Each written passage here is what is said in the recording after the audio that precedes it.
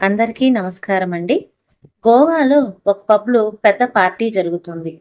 ఆ రోజు డిసెంబర్ 31 కావటంతో చాలా మంది డబ్బున్న వాళ్ళు, యువత ఎంజాయ్ చేయడానికి ఆ పార్టీకి వచ్చారు.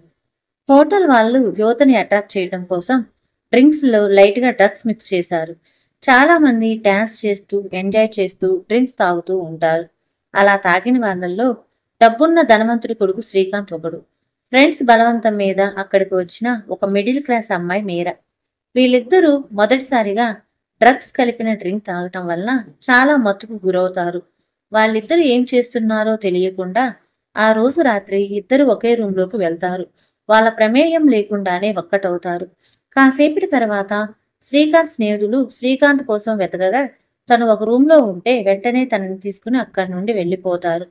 శ్రీకాంత్‌ని స్నేహితులు తీసుకువెళ్తున్నప్పుడు ఏదో తప్పు జరిగింది అని అర్థం చేసుకున్న శ్రీకాంత్ ఆ మత్తులోనే మీరాకి తన చేతికి ఉన్న వాచీని పెట్టి అక్కడి నుండి వెళ్ళిపోతాడు. ముఖం మాత్రం చూడలేకపోయాడు. తెల్లవారుజామున మీరాకి మెలకువ వస్తుంది. గది మొత్తం చూడగా చీకటిగా ఉంటుంది. తన ఒంటి మీద దుప్పటి కప్పి ఉండటంతో చాలా ఆశ్చర్యపోతుంది.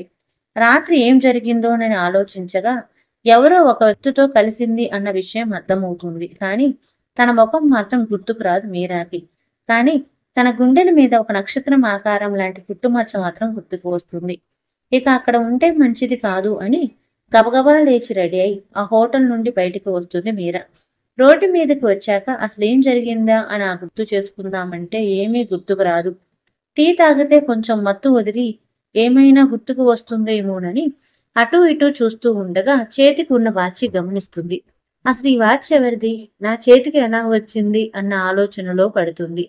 సరే, ముందు దాని గురించి ఆలోచించడం ఆపేసి టీ తాగితే గాని నీ తలకి ఎక్కిన మత్తు తెగదు అనుకుంటూ ఒక టీ షాప్‌లోకి వెళ్తుంది.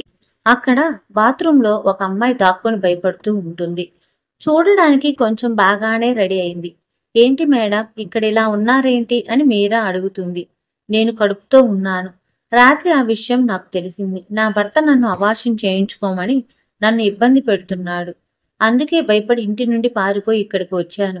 నా వెనకాలే నా భర్త రావటం గమనించి ఈ బాత్రూంలో దాక్కున్నాను అని చెప్తుంది ఆ అమ్మాయి. ఆ అమ్మాయి పేరు లలిత. బయట ఎవరూ లేరు మేడం అని మీరా అంటుంది. అయినా నాకు ఎటు వెళ్ళాలో అర్థం కావటం లేదు. బయటకైతే వచ్చాను. ఎక్కడికి వెళ్ళాలో నాకు తెలియదు. నా దగ్గర రూపాయి కూడా లేదు అని బాధపడుతుంది లలిత. అంతలో లలిత కన్ను మీరా చేతికి ఉన్న వాచ్ మీద పడుతుంది. మేడం, మిమ్మల్ని మీ వాచ్‌ని చూస్తుంటే మీరు చాలా డబ్బున్న వాళ్ళలా అనిపిస్తుంది. దయచేసి నాకు కొంచెం డబ్బులు సహాయం చేయగలరా అని అడుగుతుంది లలిత. అయ్యో లేదండి, నేనంత డబ్బు ఉన్నదాన్ని కాదు. ఉద్యోగం చేస్తేనే తినడానికి తిండి దొరికే పరిస్థితి నాది అని మీరు అబద్ధాలు చెప్తున్నారు మేడం అని అంటుంది లలిత. మీకు అబద్ధాలు చెప్పాల్సిన అవసరం నాకేముందండి? నిజంగానే నా దగ్గర డబ్బులు ఉంటే మీకు సహాయం చేసేదాన్ని. నిజంగా మీకు సాయం చేయాలని ఉంటే మీ చేతికున్న వాచ్ ఇవ్వండి చాలు అని అడుగుతుంది లలిత. మీరాకి ఏమీ అర్థం కాక తన వల్ల వేరొకరికి మంచి జరుగుతుంటే ఇంకేం కావాలి అనుకుంటూ తన చేతికి ఉన్న వాచీ తీసి లలిత చేతికి ఇస్తుంది. వెంటనే లలిత అక్కడి నుంచి వెళ్ళిపోతుంది. మీరా తన జీవితం నాశనమైపోయింది అనుకుంటూ చాలా బాధపడుతూ ఉంటుంది. శ్రీకాంత్ తన ఇంట్లో రాత్రి ఏం జరిగిందా అని ఆలోచించడానికి చాలా విధాల ప్రయత్నాలు చేస్తాడు. కానీ ఒక అమ్మాయితో ఉన్నాడు అన్న విషయం తప్పించి తన ముఖం కానీ ఇంక ఏమీ గుర్తుకు రాలేదు. వెంటనే తను వచ్చేటప్పుడు తన చేతికి వాచి పెట్టిన విషయం గుర్తుకు వస్తుంది. ఆ వాచి ఖరీదు సుమారు 30 లక్షలు. ఆ అమ్మాయి మిడిల్ క్లాస్ అయి ఉంటే ఖచ్చితంగా ఆ వాచ్ అమ్మడానికి వస్తుంది. అప్పుడు తనని పెళ్లి చేసుకోవాలి అనుకుంటాడు శ్రీకాంత్. బ్రాండెడ్ వాచీలు కొని అమ్మే షాపులన్నిటికీ ఇన్ఫర్మేషన్ ఇస్తాడు. నా వాచ్ ఎవరైనా అమ్మడానికి వస్తే వెంటనే వాళ్ళని మాటల్లో పెట్టి మాకు తెలియచేయండి అని. కొన్ని రోజుల తర్వాత లలిత డబ్బుల కోసం వాచ్ అమ్మడానికి షాప్‌కు వెళ్తుంది. ఆ వాచ్‌ని చూసి గుర్తుపట్టిన ఆ యజమాని లలితని మాటల్లో పెట్టి శ్రీకాంత్‌కి ఫోన్ చేస్తాడు. వెంటనే శ్రీకాంత్ ఆ షాపు దగ్గరికి చేరుకుంటాడు. నీకు ఆ వాచ్ ఎలా వచ్చింది అని నేరుగా శ్రీకాంత్ లలితని అడుగుతాడు. ఇది నా వాచ్ అని గట్టిగా చెప్తుంది లలిత. అంటే ఆ రోజు రాత్రి రూములో ఉన్నది నువ్వేనా అని శ్రీకాంత్ అయోమయంగా అడుగుతాడు. శ్రీకాంత్ ప్రవర్తన వెనక ఉన్న తన బాడీగార్డ్స్ అందరినీ చూసి శ్రీకాంత్ డబ్బున్నవాడు అని అర్థం చేసుకున్న లలిత అవును, ఆ రోజు రాత్రి గదిలో ఉన్నది నేను అని నాటకం ఆడుతుంది. నన్ను క్షమించండి. ఆ రోజు రాత్రి నాకేం జరిగిందో తెలియదు. ఆ మత్తులో ఏదో జరిగిపోయింది అని శ్రీకాంత్ లలితను క్షమాపణ అడుగుతాడు. ఇదే ఛాన్స్ అనుకున్న లలిత, క్షమించండి అంటే ఎలా సరిపోతుంది సార్? మీ పాటికి మీరు ఏదైతే చేసి వెళ్తారు. ఇప్పుడు నేను గర్భవతిని. నేను చచ్చిపోదామని విషం కొనడానికి కూడా డబ్బులు లేక వాచి అమ్మడానికి వచ్చాను అని ఏడుస్తూ లలిత మాట్లాడుతుంది. లలిత మాటలు విన్నాక శ్రీకాంత్ షాక్ అవుతాడు.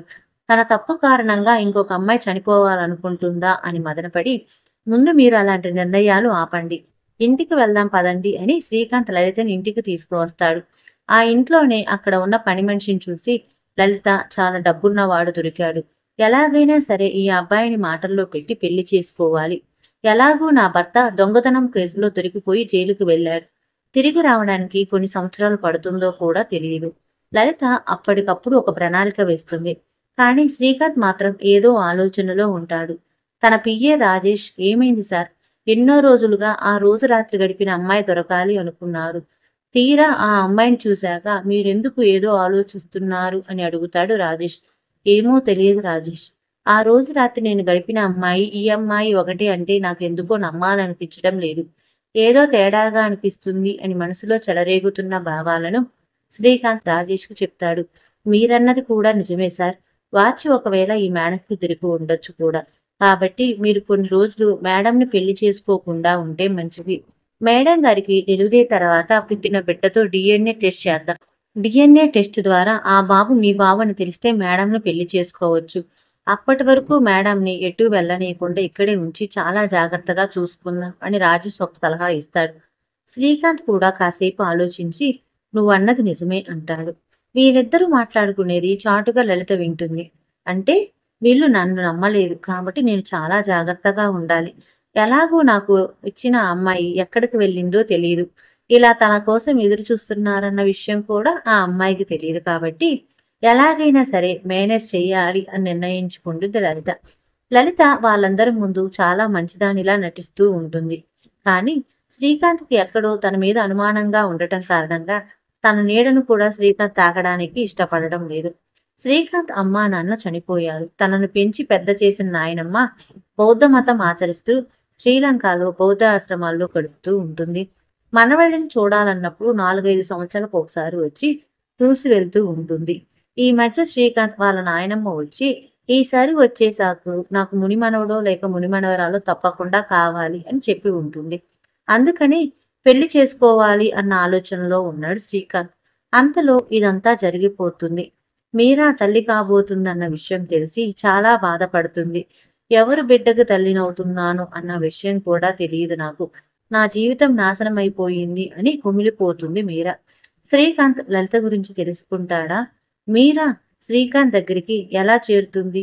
తెలుసుకోవాలంటే తరువాయి భాగం పార్ట్ 2 వినాల్సిందే.